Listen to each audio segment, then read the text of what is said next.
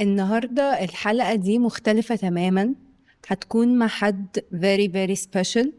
هي مها حافظ، وأنا مش حابة إن أنا اللي أقدمها، أنا حاباها هي تقدم نفسها. قولي لنا يا مها انتي مين؟ براحتك خالص.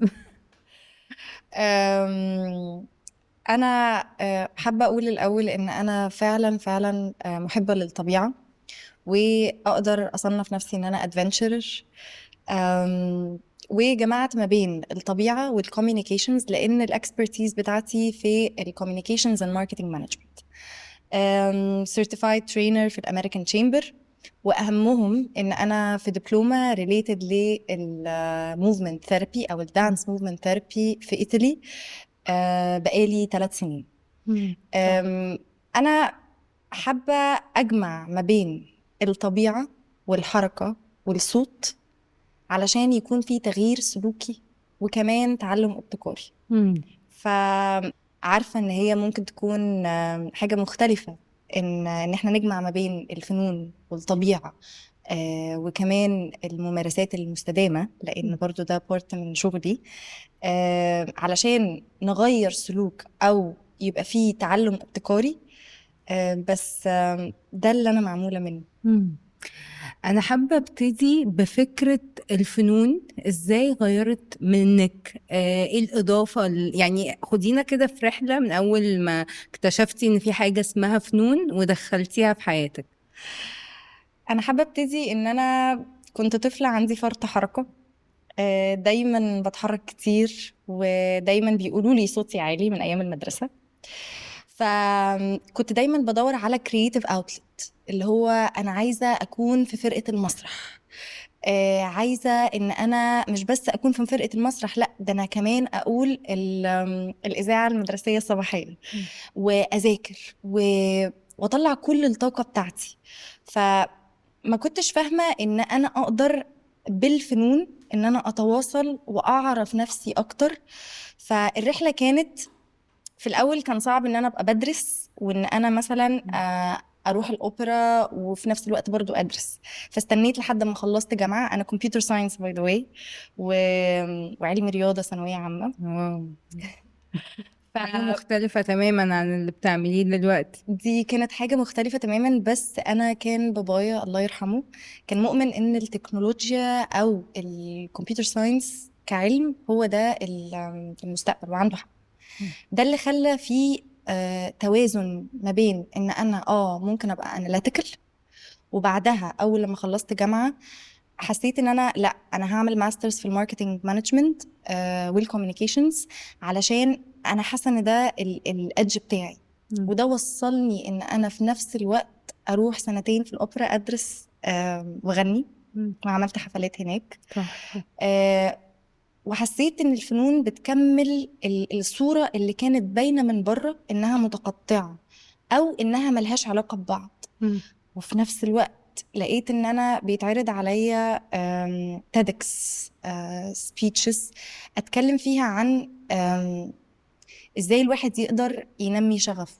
وافتكر ان انا اول تيدكس سبيتش كانت في طنطا. كانت بتتكلم عن ازاي كل واحد ليه فينجر برينت في روحه تقدر تخليه مختلف، وما يكونش فيه تنافس، يبقى فيه تشارك، وتبقى مبنية على عقلية الوفرة. فالفنون لمت كل البيسز دي مع بعض، لمت التواصل ككوميونيكيشنز، لمت الانوفيشن اللي ممكن يكون كان موجود في الكمبيوتر ساينس، لمت حبي وشغفي للصوت والحركة. ومش بس كده، انا ربطت الحاجات دي كلها بالطبيعة، علشان انا مؤمنة ان احنا معمولين من الطبيعة. ودايما ازاي بقى؟ ازاي دي قصة بدأت برضو وانا صغيرة. انا كنت عايشة مع جدتي الله يرحمها وجده، وبابا برضو الله يرحمه. كنا احنا قاعدين على مكان باصص على النيل. فكنت لما بزعل او عايزة اذاكر او عايزة اكل او عايزة اعمل اي حاجة اروح للحتة دي، لحد اما ارتبطت من وانا عندي تقريبا 8 سنين ان اي حاجة حلوة او اي حاجة وحشة اقدر ان انا اربطها بالنيل او بالطبيعة او بصوت الشجر. فكنت دايما بشبه ان الصوت بتاع الشجر ساعات بيبقى عالي قوي قوي قوي، زي ما انا مثلا ببقى شوية متنرفزة مثلا وعايزة اكل او عايزة اعبر عن يعني مضايقتي في حاجة، فببقى اللي هو فكنت دايما بربط الطبيعة بإحساسي أنا. ف ومع طبعا إنه سبحان الله إحنا معمولين من طين والمية وأحاسيسنا، فكنت دايما بربط صحتي النفسية أو اللي أنا حاساه من غير ما أخد بالي بالطبيعة. ف يعني ده خلاني يبقى سبب أكبر إن أنا شايفاني أنا معمولة من الطبيعة. وكمان أنا عشت شوية جنب البحر حوالي 1.5 سنة.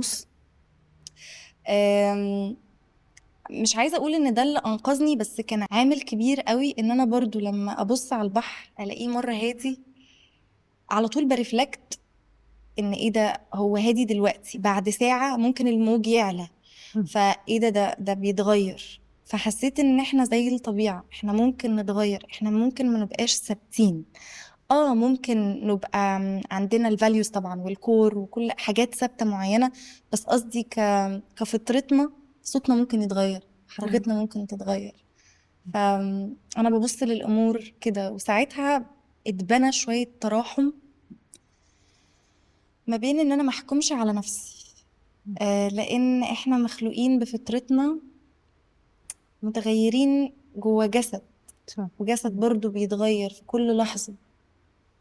بس خليني اعرف منك بصورة اوضح، ازاي لو حد بيسمعنا دلوقتي ومش قادر ان هو يتصل بذاته او رتم الحياة بياخده، يعني اكيد انتي فاهمة ان ضغوطات الحياة بقت كتيرة، فازاي يجراوند او يرجع تاني لنفسه من خلال الطبيعة؟ انا انا حابه جدا السؤال ده، لان هو مش بس سؤال، هو حاجه انا ممكن بعيشها كل يوم. لان من ضمن الورش اللي بديها بيجيلي طلاب مدارس وجامعات، بيبقى هما مش عارفين يركزوا، ودايما باصين في الموبايل، ودايما في مقارنه، ودايما في استعجال، ودايما في احلام، فرط احلام هما مش عارفين يعبروا عنها ولا يعملوها. فانا مش هقول نصيحه غير او بصراحه انا مش هقول نصيحه، انا هقول حاجه انا عشتها. انا من كتر الطاقه اللي كانت عندي وفرط الطاقه اللي كانت عندي، انا ما هديتش غير لما عرفت ان انا اقدر اكون كذا عنصر طبيعي، وان انا اقدر اخد وقتي في كل عنصر، وان انا اقدر اعمل حاجه الساعه 9 للساعه 5 كشغل، وبعدها ان انا لو عندي اتساع نفسي وعرفت وقدرت ان انا اعمل ده، فلوحدي بيبقى فيه كده اتخلق زي بوكسز اقدر اشفت فيها. بس رجوعا لايه اللي نقدر نعمله يعني في الموضوع ده مع الطلاب اللي ممكن يكونوا حاسين باستعجال وتشتت والحاجات دي وفرط الأحلام ده، لأنه فعلا كلنا بنبقى عندنا حاجات كتير نفسنا نعملها بس مش عارفين نحققها. أنا بروح قايلة للشخص ده سواء طالب أو كبير، أنت تقدر تكون كل حاجة، أنت تقدر تعمل كل حاجة، بس لو اخترنا حاجة واحدة نعملها النهاردة وحاجة واحدة نعملها بكرة، وان احنا نوقف شوية الموبايل ونركز ان في وفرة في الطبيعة شبهك، وتقدر ان هي تنمي التعبير عندك الابداعي، سواء في شغلك، سواء في دراستك، سواء في صوتك، سواء في جسمك. فهو بيبتدي يقول ازاي. اول لما اللي قدامي بيقول لي ازاي، بنبتدي ان احنا نقول طب بتحب تغني، ببتدي ادور على اول حاجه الشغف اللي هو بيحبه. لان معظم مثلا التين ايجرز دلوقتي هم بيحبوا يعبروا عن نفسهم، وبيصوروا تيك توك، وبيصوروا اكيد حاجات كتيره قوي. بهدف ايه؟ الهدف الاساسي ان هم عايزين يعبروا عن نفسهم.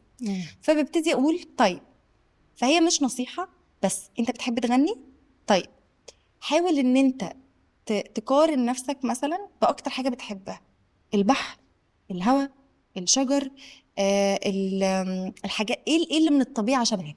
فبيبتدي مخه يقول ايه ده، انا اصلا ما بقعدش في الطبيعه، لما يبتدي ينزل مثلا يقعد في الطبيعة بيبتدي يلاقي في انسترومنتس وتولز كتيرة قوي يقدر يستخدمها.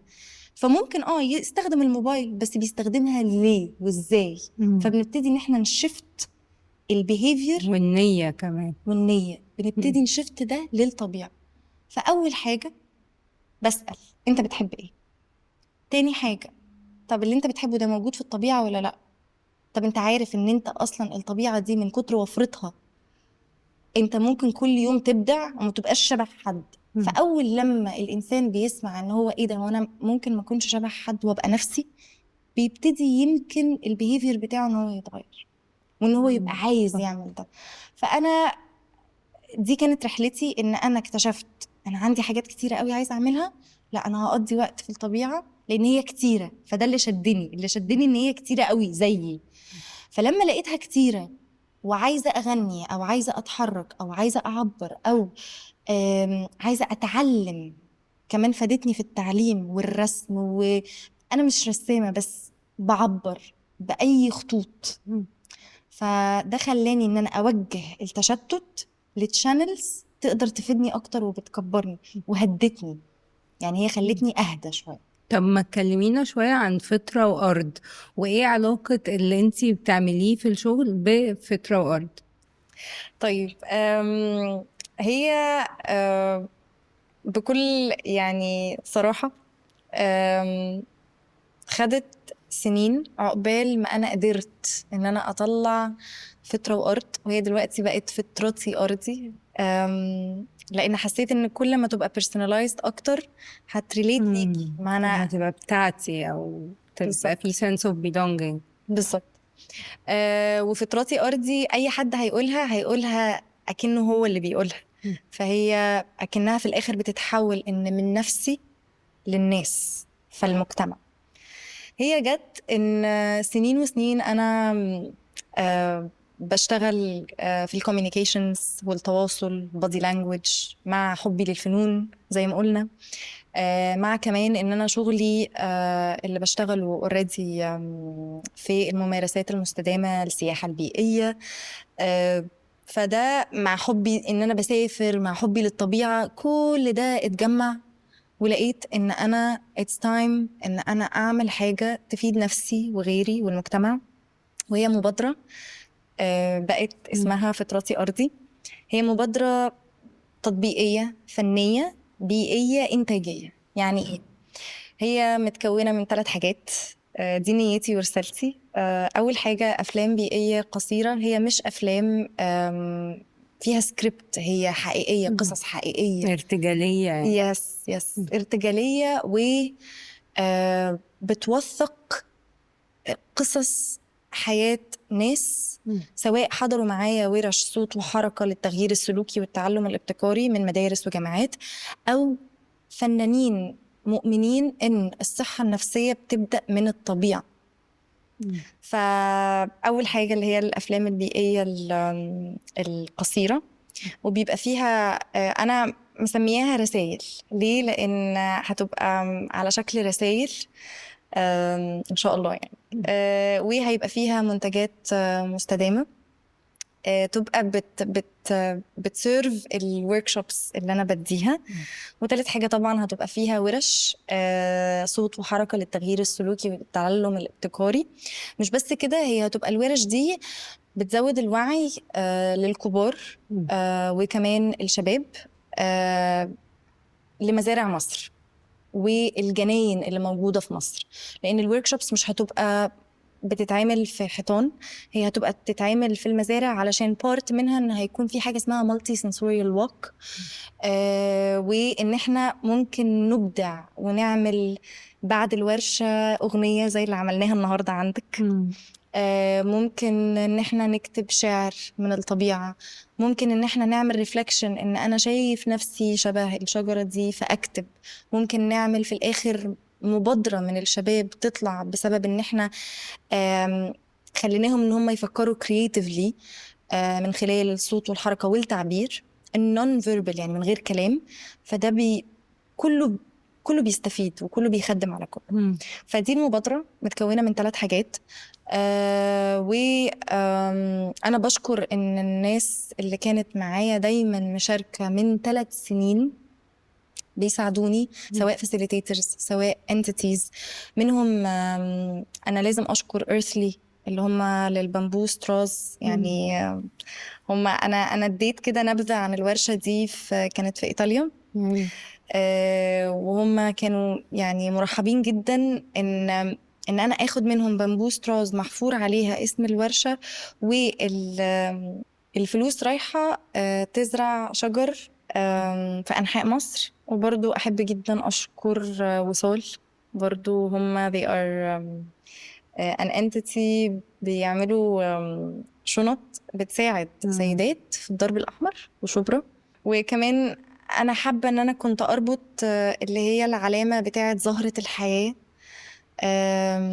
تبقى موجودة في الورشة بتاعة فطرة وأرض اللي اتعملت بروتوتايب يعني في إيطاليا، لأن إحنا معمولين. لو شفنا السيمبوليك فيجر بتاع زهرة الحياة هنلاقينا إن إحنا معمولين زيها بالظبط، ناس بتساعد ناس. أنا شايفاها كده، ربطها إن الناس بتساعد ناس، سيركلز بتساعد سيركلز، وفي الآخر لو بصينا على كل سيركل هنلاقيه هول، بس بنبقى أكبر وأقوى لما كلنا بنبقى مع بعض. فهو مبني على عقلية الوفرة والكولابوريشن. حتى لو أنا بعمل نفس الحاجة اللي حد تاني بيعملها، أو حد تاني بيعمل نفس الحاجة اللي أنا بعملها، الجنينة محتاجة، لو محتاجة ورد أصفر إحنا هتبقى شكلها جميل جدا بمليون وردة صفر، لكن مش وردة صفرة لوحدها. فدي فطرتي أرضي، ده باختصار، لأن أنا أقدر أتكلم عليها كتير قوي. ودي من ضمن حملة واعية اللي هي Conscious Me Egypt. أنا أسستها 2020، برضو مبنية على التشارك دايما مع facilitators بيعملوا حاجات related بيقدموا ورش للفنون في الصحة. بس كده. طب ما تقولي لنا شوية بقى على المهرجان اللي في الفيوم. انت اتكلمتي عن جزء الأفلام البيئية ده في المهرجان، في فيلم هيتعرض لك؟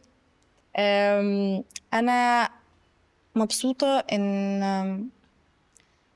أنا بشوف ربنا في كل خطوة باخدها، ولو نص خطوة، إن هو بيساعدني أكمل الخطوة وأكمل 10 خطوات. أنا من ساعة لما فطرتي أرضي جت كفكرة، أنا فاكرة كويس قوي إن أنا شاركت ده مع ناس قريبة ومعاكي، وبعدها لقيت إن في مهرجان اسمه الانترناشونال انفايرمنتال فيوم فيلم فيستيفال، مهرجان بيئي سينمائي بيتعمل في الفيوم. دي السكند اديشن بتاعته. وإن أنا أعرض فيلم قصير عن اللي أنا بعمله.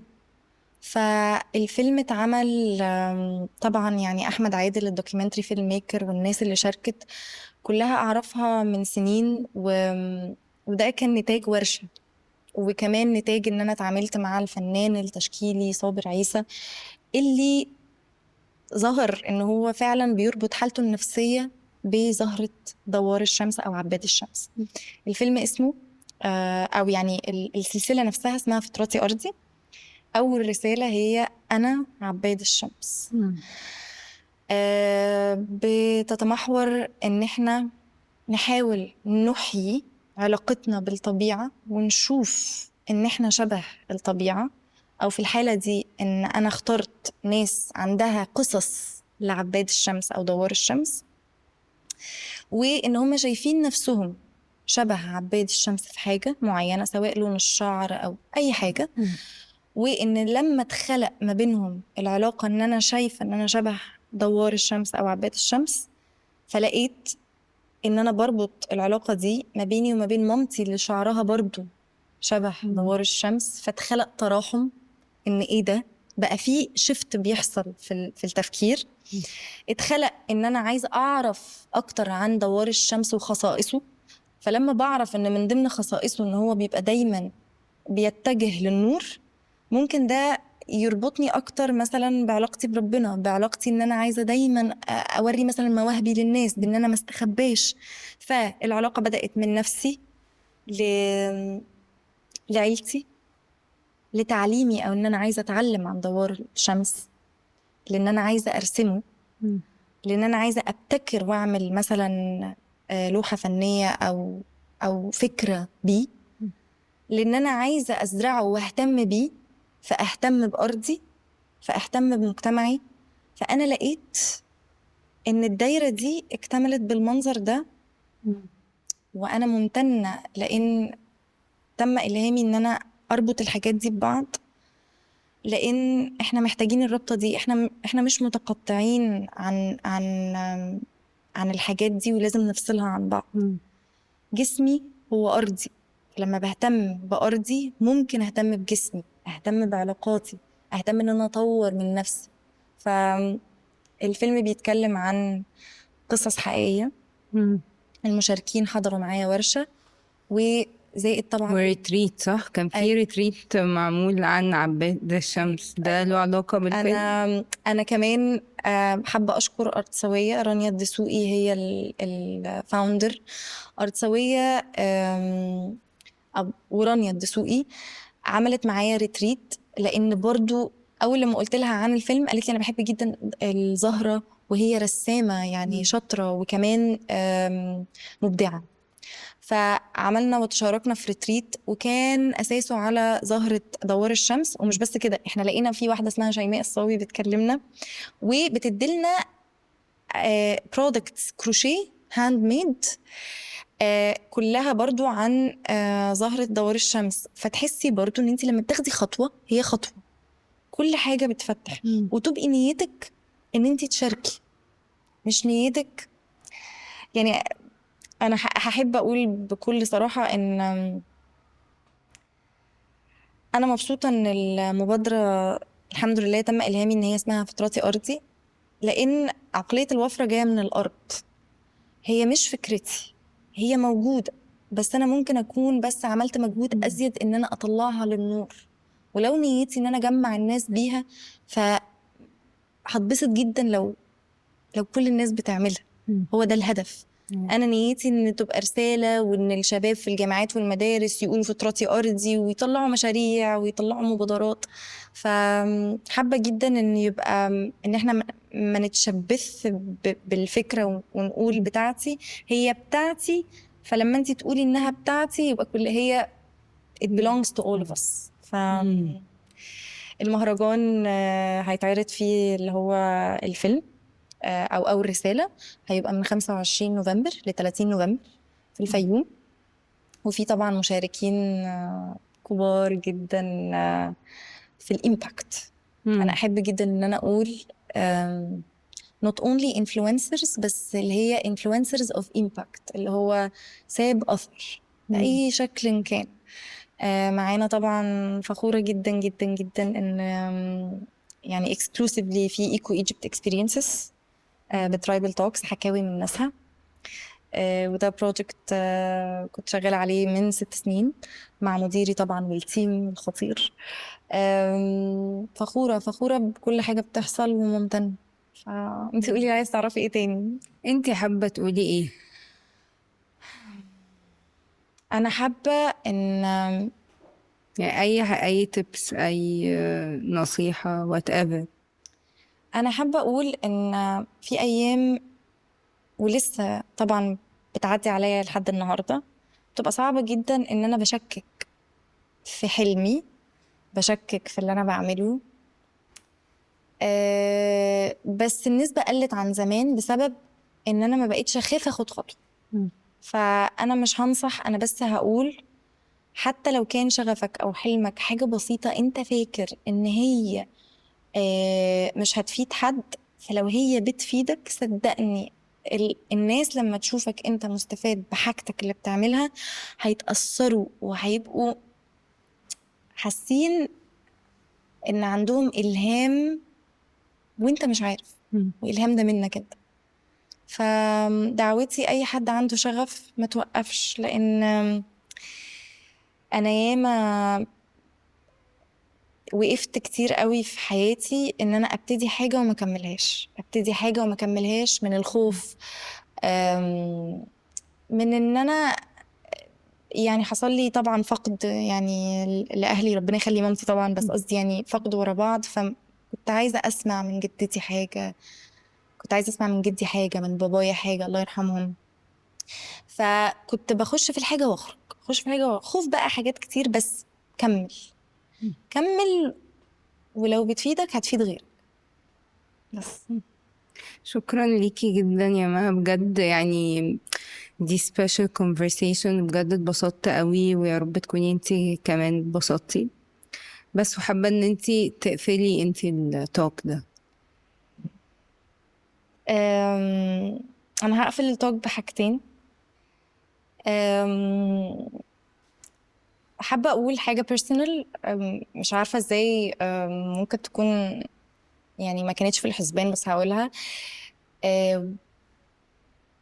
في ناس معايا في الفيلد، فاسيليتيتورز واكسبرتس كمان، لما قلت لهم على فطرتي ارضي قالوا لي انا بمر دلوقتي بحاجه يعني ان شاء الله تبقى تعدي على خير. بس قالوا لي يا ما انت مش واخده بالك ان الصدف ان انت مسميه الموضوع فطرتي ارضي، فاكنك اللي انت داخله عليه صعب ده، اكنك بتنظفي برضو الارض علشان تطلعي اقوى واقوى واقوى. فانا قلت اشارك ده لحد ما ان شاء الله باذن الله الموضوع ده يعدي. دي حاجه. وحابه انهي بالاغنيه البسيطه اللي هي معموله اوريدي في الفيلم، او الرساله الاولى اللي هي دوار الشمس او انا عباد الشمس. آم، Hey, hey, hey, hey,